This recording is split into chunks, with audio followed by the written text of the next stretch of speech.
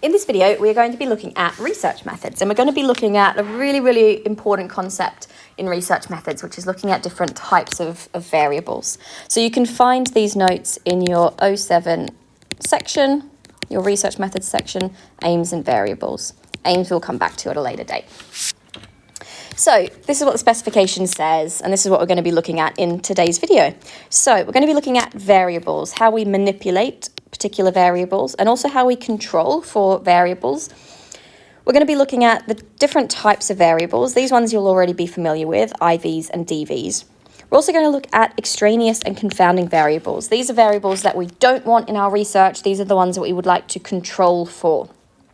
We're also going to be looking at how we operationalize, how we clearly define our variables in a scientific way.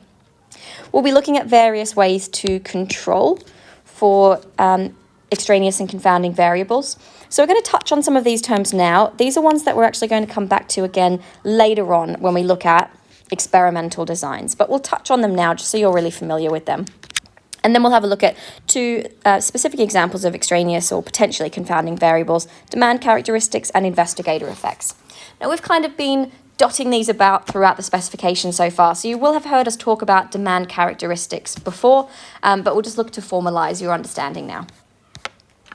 So when we're talking about variables, we need to be really, really familiar with the three main types of variables that researchers are interested in. The first, we're going to look at, in terms of an experiment, what variables are going to be relevant. The first variable that is relevant for an experiment is the independent variable. This is the variable that the researcher manipulates. You can remember this because the IV is the one that I vary. As the researcher, this is what I'm changing, I'm manipulating to investigate the effect of this. So for example, we might be manipulating the amount of caffeine that participants consume. Then, in an experiment, we want to measure the dependent variable. So the dependent variable is what the researcher is measuring. So for example, we might manipulate how much caffeine somebody consumes. That's our IV, that's being manipulated. And then we might measure their level of alertness. If we're concerned with a non-experimental technique, like looking at a relationship or a correlation, we don't have an IV and a DV. Instead, what we do is we simply measure two covariables. So in an association, a relationship, a correlation, no IV or DV, we refer to the two things that we're measuring as covariables. But we will look at these in much more detail when we look at correlations as a non-experimental technique. So now we know what an IV and a DV is, we need to know, as researchers, what operationalization means. If we're to investigate really rigorous scientific research, we need to be able to operationalize our variables. And that means that we need to be able to clearly define our variables. We need to be able to clearly define them. So researchers know exactly what they're manipulating and how they're doing it, and exactly what they're measuring and how they're doing it. So when we're talking about operationalizing the IV, we are talking about clearly defining how exactly we manipulate that variable. For example, in the previous study, in the previous experiment, we were looking at manipulating the amount of caffeine participants consume.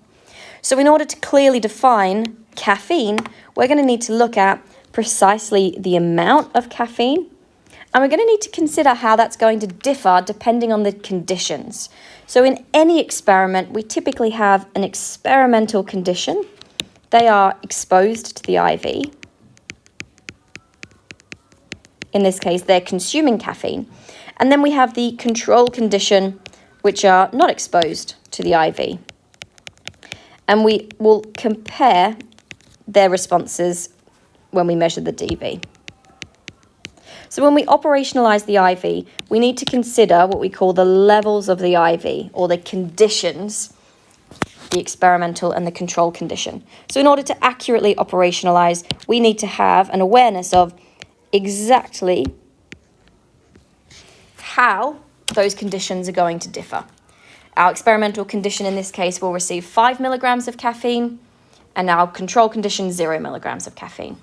Do you notice that we're saying 0 rather than none? This is to be really, really precise. So we want to use that scientific language as much as possible. In terms of operationalizing or clearly defining our DV, let me go with a nicer color here.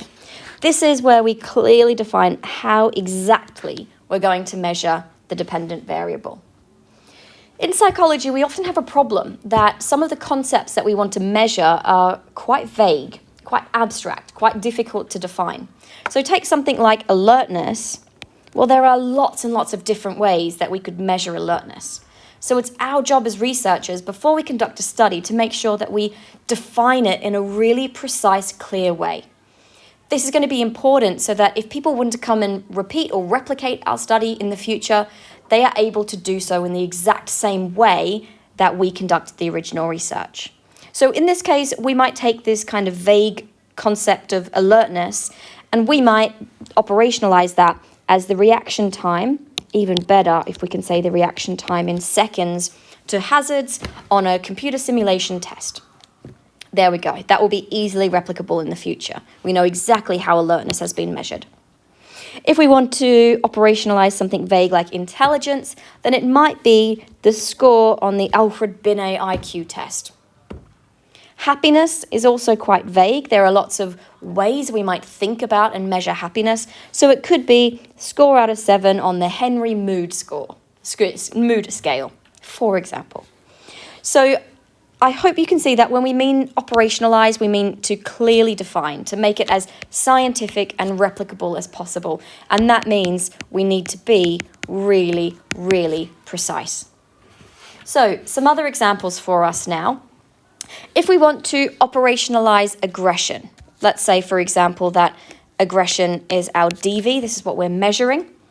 We might measure aggression by the frequency of hitting, shouting, and punching in a playground. So we might count the number of times an individual child or a group of children hit, shout, or punch in the playground. That is clearly operationalized, clearly defined. We know exactly how aggression will be measured. Likewise, with problem-solving ability, problem-solving could be many, many different things. We might choose to operationalize that as the time taken in seconds or minutes to complete a jigsaw puzzle. Older adults, that's a bit vague. What do we mean by older? We want to clearly define that. For example, if our independent variable is age of participants, older or younger, then we might want to operationalize that further. We're going to operationalize older adults as individuals over 60. Stress is a bit of a vague construct as well. Stress we could operationalize in lots of different ways. We could measure levels of stress hormones in the bloodstream. We could measure that in milligrams. We could measure stress on a scale of 1 to 10. So we could do a self-report.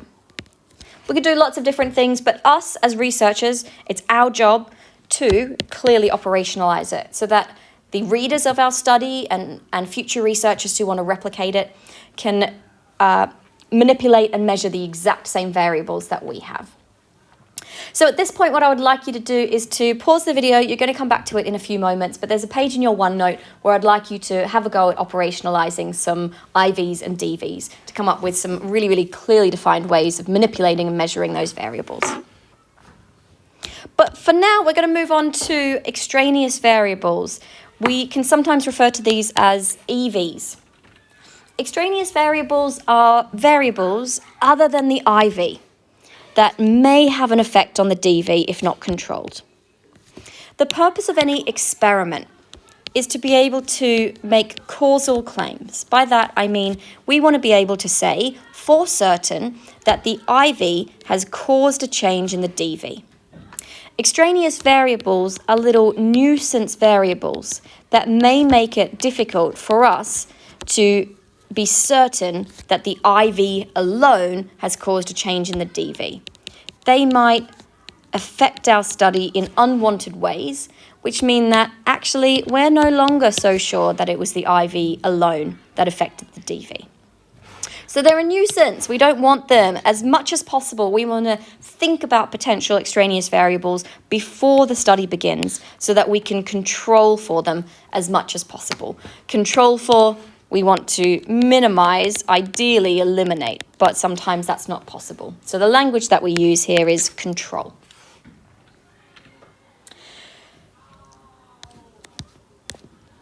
Another type of variable that we come across in research is a confounding variable. This can be a little bit difficult to understand, and the definition isn't that helpful, I find. I think the best thing to do is to really take you through an example.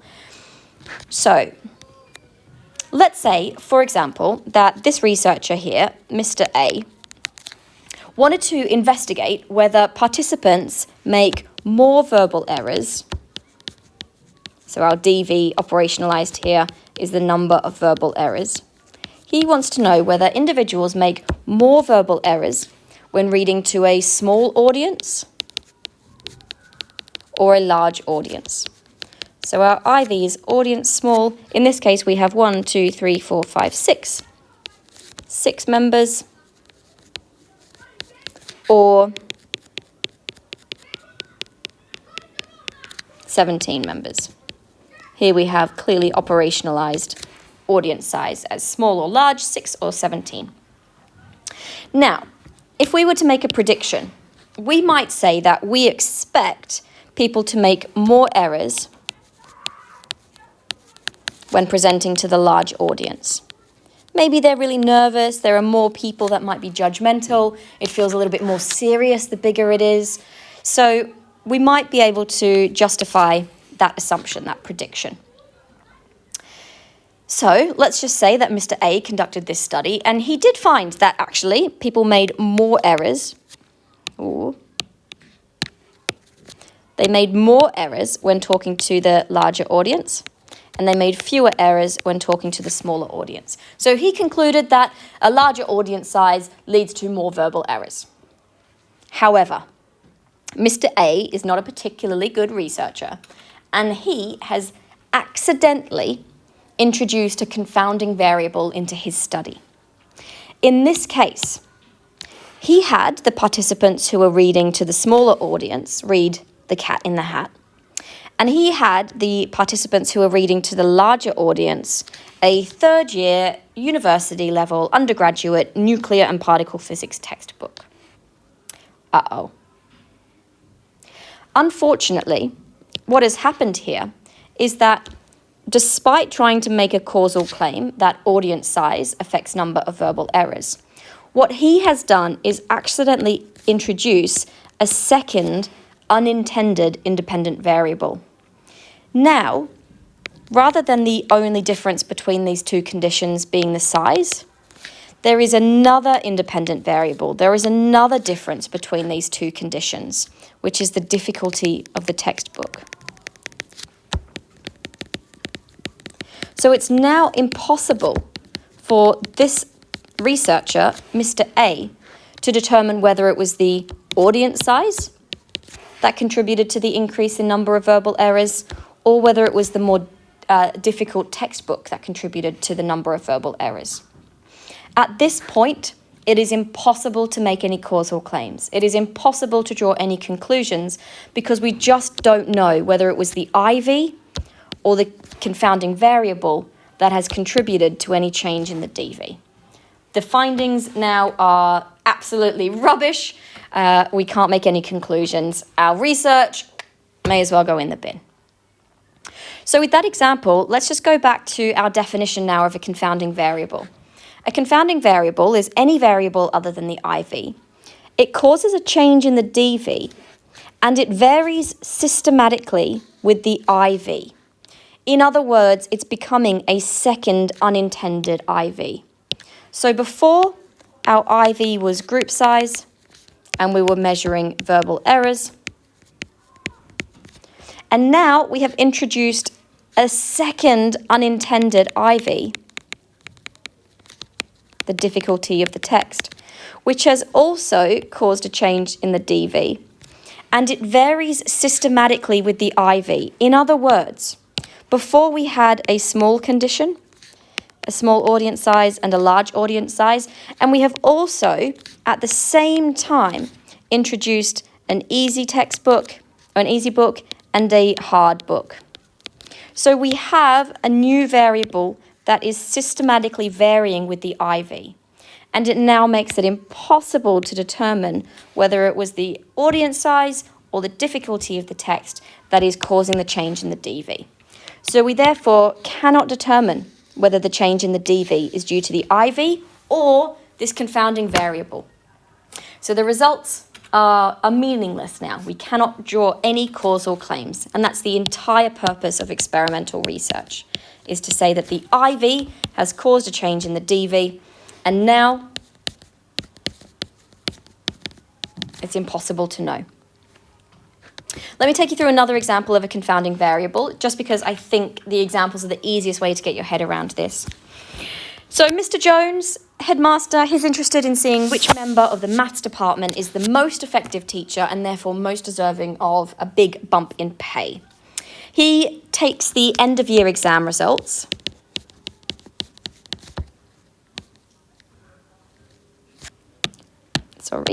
Percentage on end of year exam, to see whether Dr. Langdon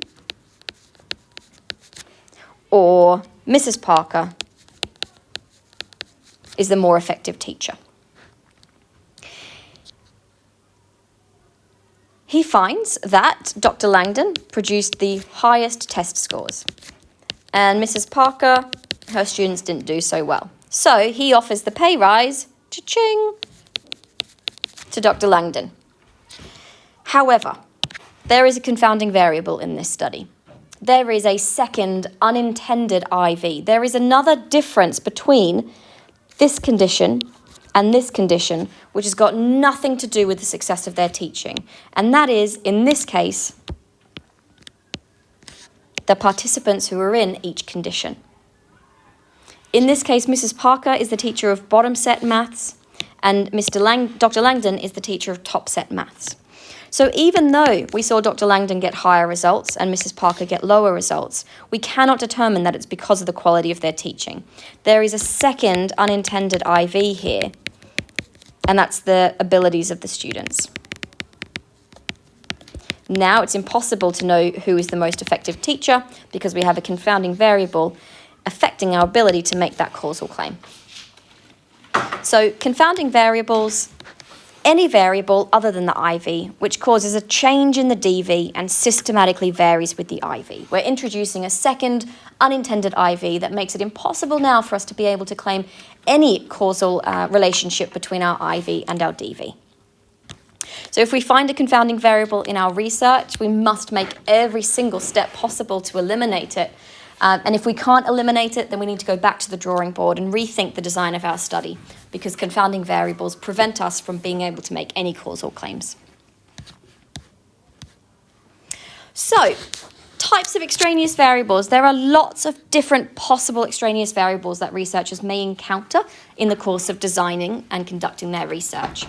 These need to be identified before the study so we can make attempts at controlling them. So in this next section of the video, we will be looking at the different types of extraneous variables. We'll be looking at some ways that they come about, so what causes this particular extraneous variable. And more importantly, what measures or controls can we put in place to minimize them so that our ability to make causal claims is stronger. So these are the types of situational variables that we're going to be looking at in this video. Order effects I'm not going to talk about today. We're going to come back to this in a later video when we look at different experimental designs. Order effects is a really, really precise extraneous variable that we only see occur when we employ a repeated measures experimental design. So when we cover experimental designs in the future, we will look at order effects and we'll look at how we may minimize them or control for them by using a technique known as counterbalancing. But all of that is for a future time. So let's start off by looking at situational variables, and I'm sure you can determine by the name what a situational variable is. A situational variable is a factor, an extraneous variable in the environment that can unintentionally affect the results of our study. So these are situational or environmental factors that might influence the findings. It could be, for example, the way that the instructions have been read to participants. It could be the materials that have been provided. Maybe some group got a pen with lots of ink in it, and another group got a pen with ink that was running out, and that affected how quickly they could complete a task. It could be noise levels in the room. Maybe some participants completed a jigsaw puzzle in complete silence and were able to really concentrate, while others had a really noisy, set of first-year students next door who were making a ruckus, and they couldn't really focus on the task at hand, and that affected how quickly they could solve that jigsaw. The time of day could be a factor, whether it's in the morning and somebody is tired while completing lots of maths problems, or later in the day when they've had more energy and more practice. That could be a factor. It could be on a questionnaire, for example, the order of questions. So some participants might get lots of easy questions to begin with. That builds their confidence, and that makes them do better than on the later, harder questions. Or some other participants could get lots of difficult questions to begin with, and that could knock their confidence, and it could mean that they don't have enough time to complete it. It means that they give up halfway through, and then they can't even get the easy questions that appear later correct. So there are lots and lots of factors. It's not possible to list them all here, because obviously it's going to be dependent on your study and where it's conducted. So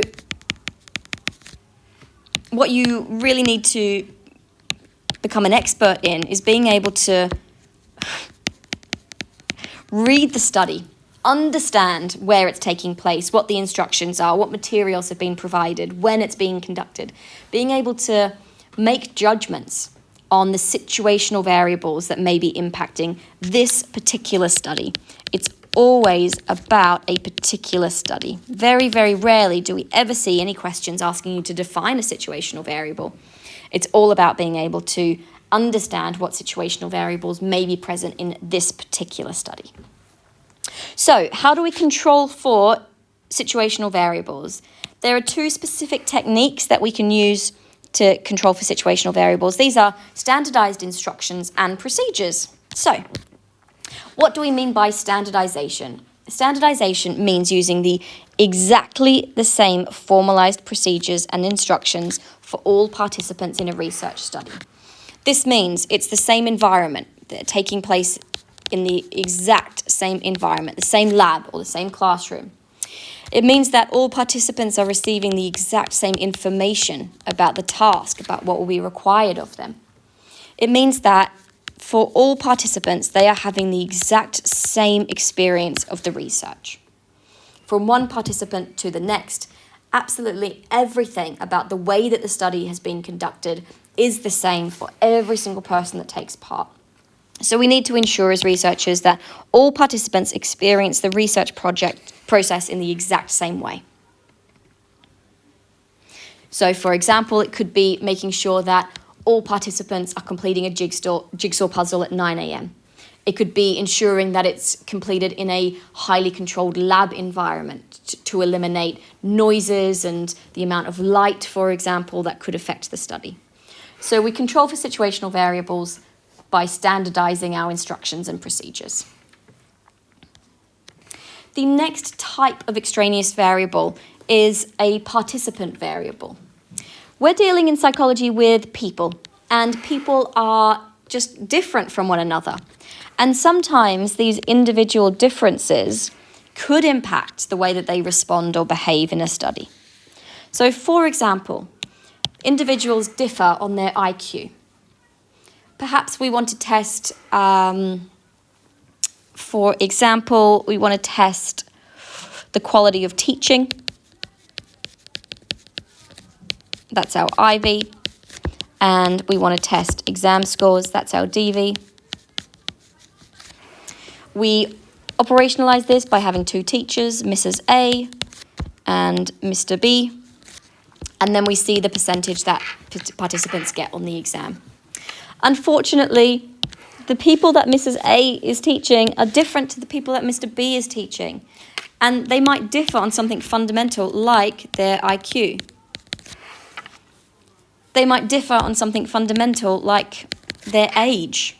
They might differ on other characteristics like their ability to read. They might have more neurodiversities in one class than another, which could affect their exam score. It might be that Mrs. A went on an excursion with her group yesterday and they got back at 2 a.m. in the morning, and that means that her students haven't had enough sleep. That could affect their exam score. So any individual difference that we see between people could become a participant variable, and that could impact our ability to make causal claims, because now, rather than just the IV affecting the DV, we might have some extraneous variables that are also affecting the study. And if there are enough extraneous variables, then it kind of clouds the data. It makes our data really noisy and makes us less confident in making those causal claims. So in order to understand how to control for participant variables in a little bit more detail, we need to understand how participants are sampled and how participants are allocated in research. Sampling and allocation are topics that we're going to come back to. We're going to look at in much, much more detail in future weeks. But for now, I think it really is important just to understand briefly how this is done. So in psychological research, in any research, when we talk about the population, we're referring to the entire group of people that the researcher is interested in studying. We're not typically looking at the population of the world. We're not even typically looking at the population of the UK. It could be, for example, A-level psychology students at Caterham.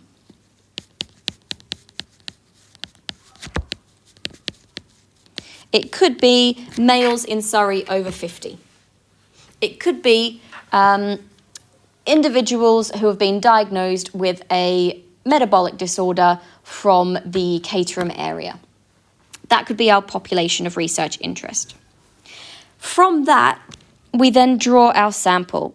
Usually in research, it's not possible to study absolutely everyone in the population, if that involves lots and lots of people. So what we do is we select a sample. And the idea is that the sample should represent our population. So the sample, these refer to the participants who actually take part in the research.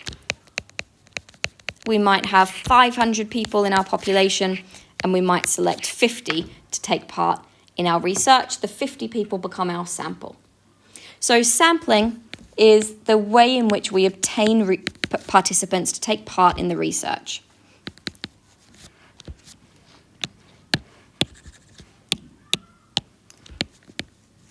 So sampling, the process for selecting participants.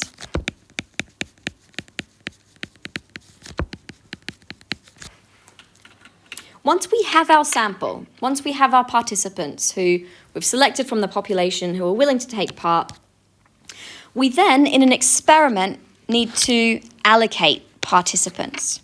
Typically, in an experiment, we will have an experimental condition, sometimes multiple experimental conditions, but definitely an experimental condition and a control condition. So when we have selected our sample from the population, we then need to have a way of assigning or allocating participants to the different conditions of the experiment. So allocation is the process of assigning participants to conditions.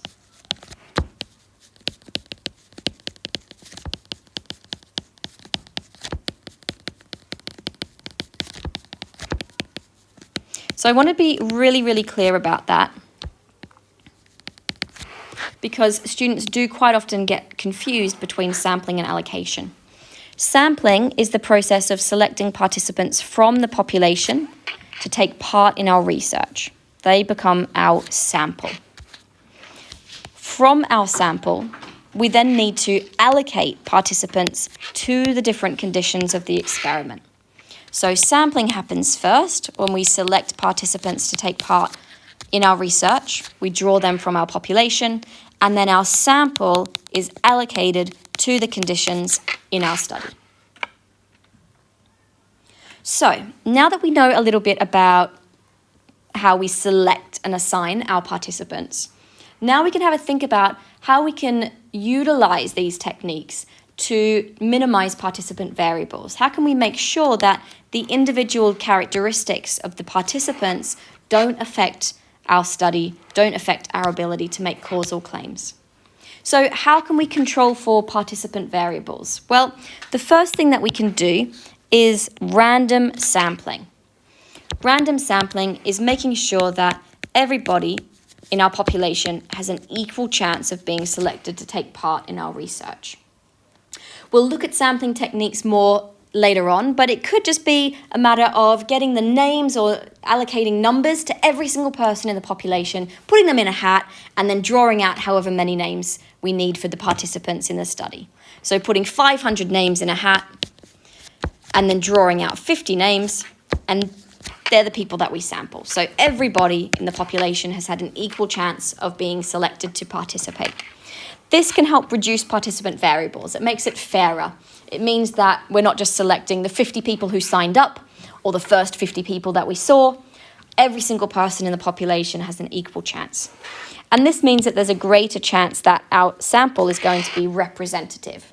It means that we've got a pretty good cross-section of society, and that makes our findings, therefore, more generalizable. If our sample reflects our population, then any findings within our sample is likely to be true for the population. And that's what we want when we're conducting research. The other thing that we can do to minimize participant variables or control for participant variables is to select an appropriate experimental design. More on this in weeks to come, but there are two designs which help to minimize participant variables. The first is a matched pairs design. This is where, rather than just randomly allocating participants to the two conditions of the research, what we do first is we test everybody on a particular characteristic we think is going to be important to control for. So for example, we might have IQ. So going back to our study here, if we want to know whether Mrs. A or Mr. B is a better teacher, what we might want to do is first do an IQ test with all of the students in that year group. Perhaps we want to do a maths test or a reading test to have some sort of pre-test of their abilities. What we would then do is match those students on their ratings, on their IQ. So we have a student who got 108 and 109. They got the two highest scores in the year group, so they become a pair. Then the next two highest scores, then the next two highest scores, and so on until all of the students are matched. And then what we do is we randomly allocate those participants to Mrs. A or Mr. B. And what we hopefully then find is that we have a similar average IQ, 106 and 105, between those two conditions, for example. Rather than having all the really smart kids in one condition and all the not so smart kids in another, we tend to be able to even out or balance out those characteristics between the two conditions. So a matched pairs design where participants are matched with a participant in the other condition on a relevant characteristic and then randomly assigned to those conditions. Or, even better, we have a repeated measures design. This is where everybody does every condition. So all participants will complete a puzzle with no caffeine, and then the next day they come back and they do the same thing again with caffeine. That way there are no participant variables because we're dealing with the same participants. The same people are in both or all conditions.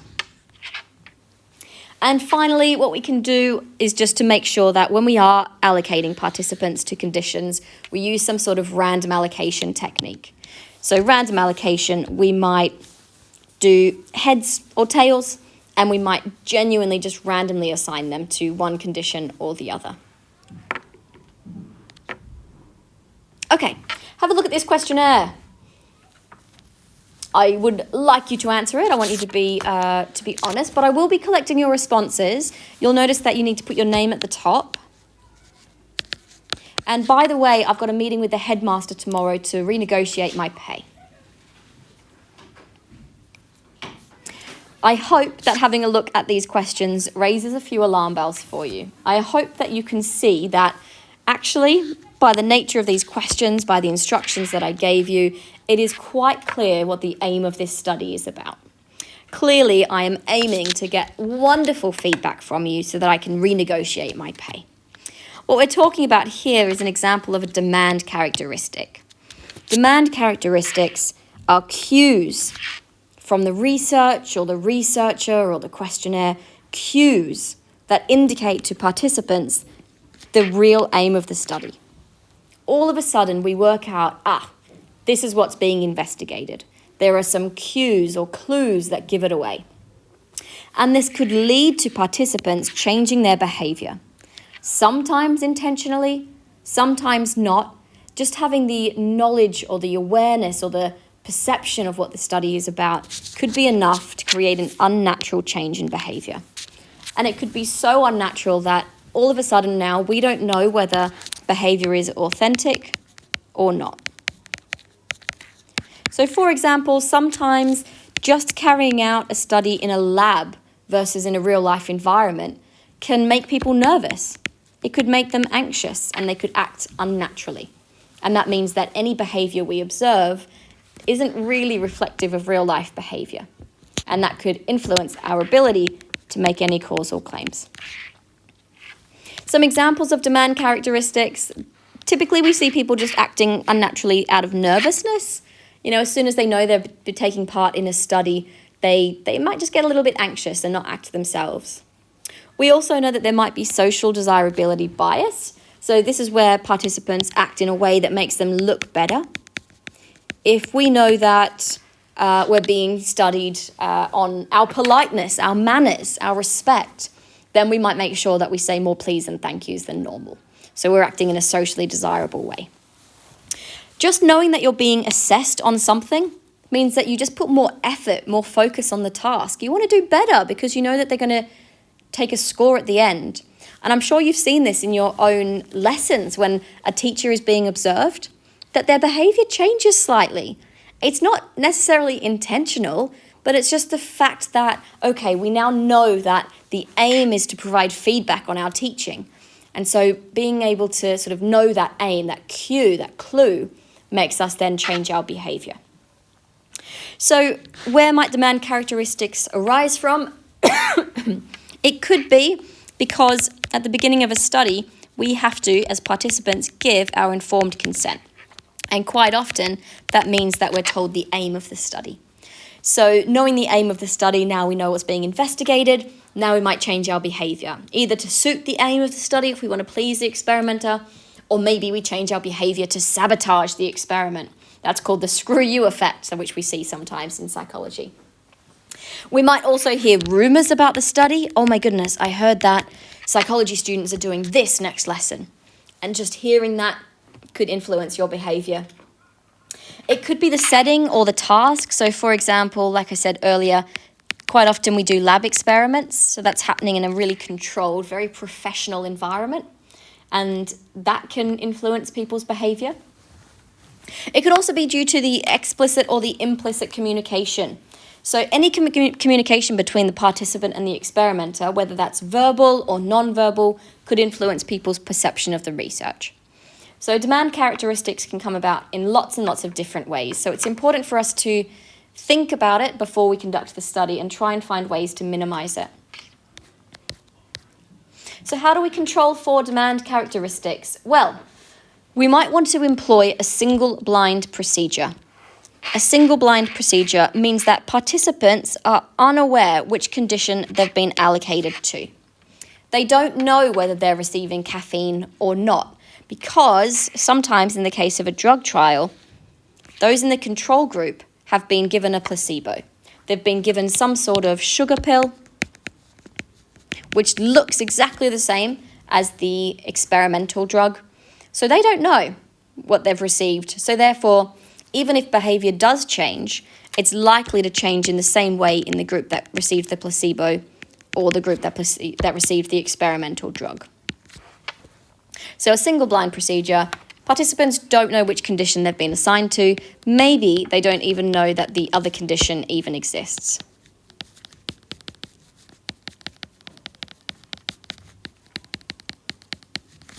If we think that maybe telling participants the true aim of the study might influence their behavior, for example, telling them that I'm investigating politeness, then actually what we might do is tell them a fake aim. We might use deception in our research. So we might tell them that actually we're investigating the speed at which they go through the lunch queue rather than their politeness. Of course, we know from our understanding of ethics that if we use deception, of course we have to fully debrief participants at the end of the study by telling them the true aim, and we have to remind them of their right to withdraw. In the case of an observation, we might choose to conduct a covert observation. So participants are unaware that they're being observed, so therefore their behaviour is more likely to be authentic. And of course, if we do that, we will need then to gain their retrospective consent. What can also contribute to demand characteristics is that repeated measures design we spoke about earlier. In repeated measures, participants are in both or all conditions of the study. This means that when they complete the task the second time, they know what's changed. They know that they're now doing the task in the dark rather than in the light. They know now that they're doing the task with noise rather than without. And just having now that cue about the conditions of the study, what the aim is about, might make them change their behaviour. So if we think that might be a factor, then we're probably going to avoid doing a repeated measures design, and instead we'll do an independent groups design where we have different participants in each condition, or we would do the matched pairs design we spoke about just a moment ago, where we match people on similar characteristics and then we allocate to the different conditions. So we have different people in each condition and they don't know about the existence of the other condition. Just a quick note on the placebo effect. We don't come across it too much in the A-level specification, but just so you know, when we're talking about the placebo effect, this is an example of a demand characteristic. This is when a person's behaviour changes as a result of taking a substance, even if that substance doesn't contain any active ingredient. And there's some very, very cool research surrounding the placebo effect. For example, we see that if people are given an injection rather than a tablet, then the placebo effect is even stronger. If the placebo is given by somebody wearing a lab coat, the placebo effect is even stronger. So it's a real psychological effect that researchers will want to control for in any clinical drug trial. So we control for that, of course, by giving the control condition of placebo a sugar pill that contains no active ingredient, but for all intents and purposes looks exactly the same as the experimental drug. Finally, our final extraneous variable we might come across is investigator effects. This man here, Zimbardo, we know is guilty of investigator effects. This is when the researcher unintentionally or unconsciously, usually, influences the outcome of the research they are conducting. Researchers are usually doing the best that they possibly can. Usually they are authentic, they are honest. Usually they design research with the best intentions. So when we're talking about research effects or investigator effects, we do need to emphasize that it's usually the unconscious or unintentional influence of the researcher on the outcome of the study. In Zimbardo's case, perhaps we shouldn't be so kind.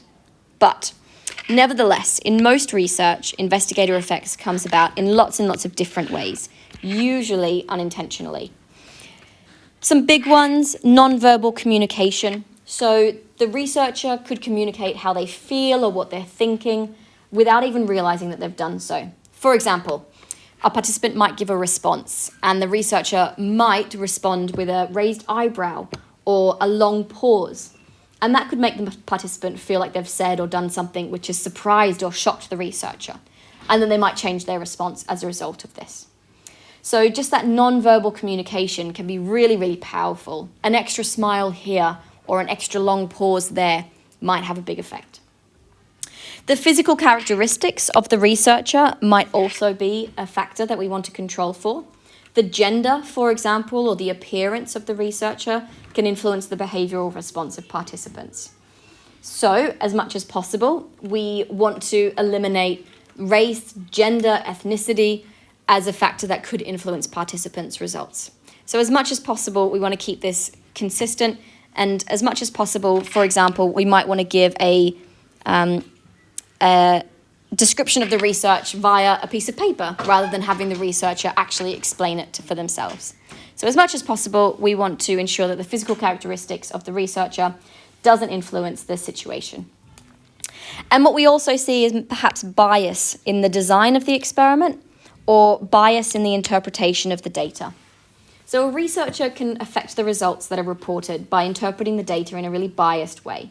They might not even be aware of it. It might be that they see patterns that don't actually exist.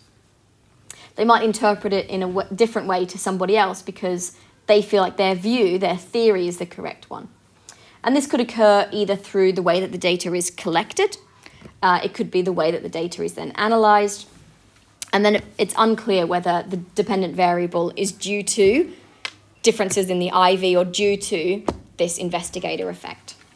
So how do we control for investigator effects? Well, the best way that we can do this is by using a double-blind procedure. We spoke about single blind just a moment ago. Single blind is when the participants don't know who's been allocated to each condition. Double blind goes even further. This is when both participants and the experimenter are unaware of which condition the participants have been allocated to. So we have a research assistant. They're the ones that will, for example, put the placebo in one cup and put the experimental drug in another. And then the person who's handing it out doesn't know who's getting what. Or it could be the person who is crunching the data at the end of the study.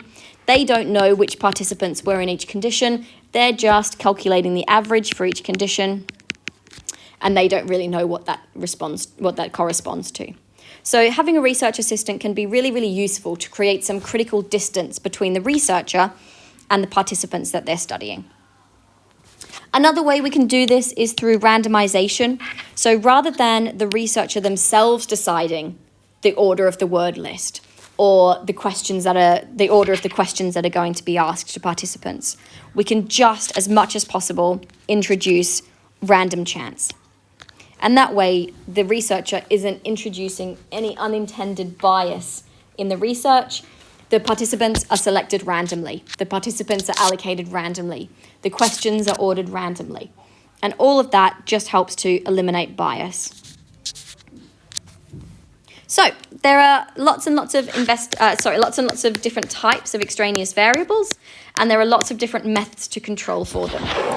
As we go through the A-level specification, we're going to be talking about these at every possible opportunity, and we're going to be looking at when they're relevant, how we control for them. So a lot of your knowledge and understanding of this is going to come through practice, but there's some application for you to do to just start developing your thinking here. So that's the task for you on your OneNotes.